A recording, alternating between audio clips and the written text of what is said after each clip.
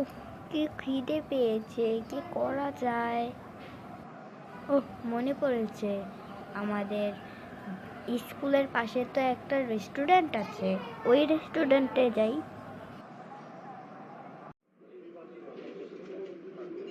এই ওয়েটার, একটু এদিকে আসেন তো।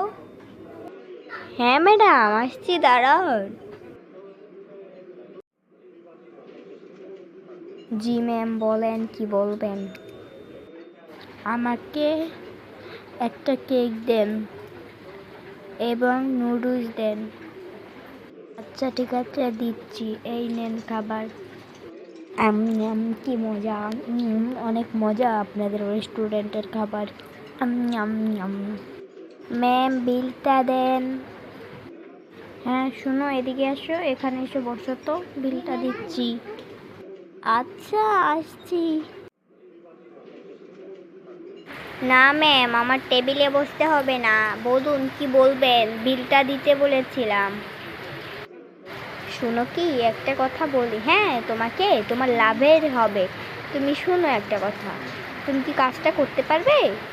কাজ ম্যাম, তোমাকে আমি খাবারের বিল দেব, তা অর্ধেক দিব। আর তুমি তোমার বসকে এই কথাটা বলবে না, হ্যাঁ? তুমি বলবে যে আমি অর্ধেক দামের খাবারই খেয়েছি। শুনেন ম্যাম, আমি আপনার কথাটা মানতে পারছি না, আমি এ কাজ করতে পারবো না, আমার বসকে তো ঠকানো হবে। ভালোভাবে ভেবে দেখো, তোমার খুব লাভ হবে, আর এতে আমি তোমাকে কিছু টাকা বাড়িয়ে দেব। আস্তাগফিরুল্লাহ, আস্তাগফিরুল্লাহ। ম্যাম, এর কি বলছেন? আমি আমার বসকে ঠকাতে পারবো না। ম্যাডাম, দয়া করে আমাকে এই কাজ করতে বলবেন না, আমি আপনার কাছে ক্ষমা চাচ্ছি। ঠিক আছে, আমি তোমার কথা বুঝেছি, আমি তোমাকে আর কিছু বলবো না। আরে, এটা সেই ম্যাম না, ওদিন যে আমার কাছ থেকে অর্ধেক দামে খাবার কিনতে চাইছিল বসকে ঠকিয়ে? এই যে শুনছেন, আপনি কি আমাকে চিনেছেন?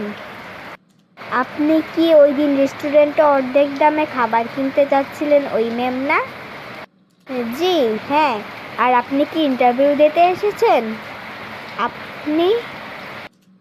জি ম্যাম, আমি ইন্টারভিউ দিতে এসেছি।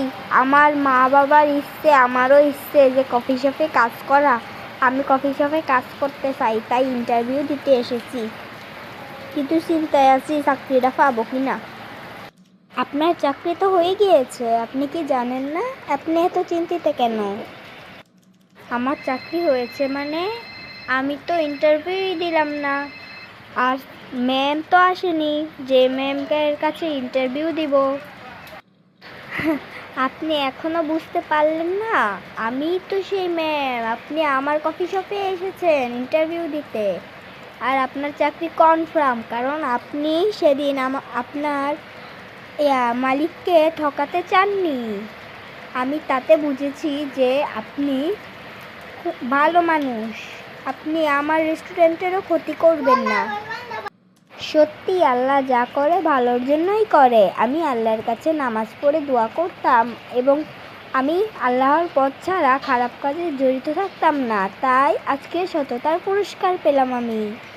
বন্ধুরা, তোমরা কিন্তু ভিডিও দেখতে দেখতে ভুলেই গিয়েছো আমাদের লাইক করে চ্যানেলটাকে সাবস্ক্রাইব করতে হবে এবং মজার মজার কমেন্ট করতে হবে। তোমরা কখনো আল্লাহ তোমাদের ইচ্ছা পূরণ করলে নিরাশ হবে না। আল্লাহ একদিন না একদিন ঠিকই ইচ্ছে পূরণ করবে, আর আল্লাহ যেটা করে সেটা ভালোর জন্যই করে। তুমি চিন্তা করো না তোমরা বন্ধুরা, তোমাদের জন্য আরেকটি নতুন ভিডিও আনবো, তার জন্য তোমরা চ্যানেলটাকে সাবস্ক্রাইব করো।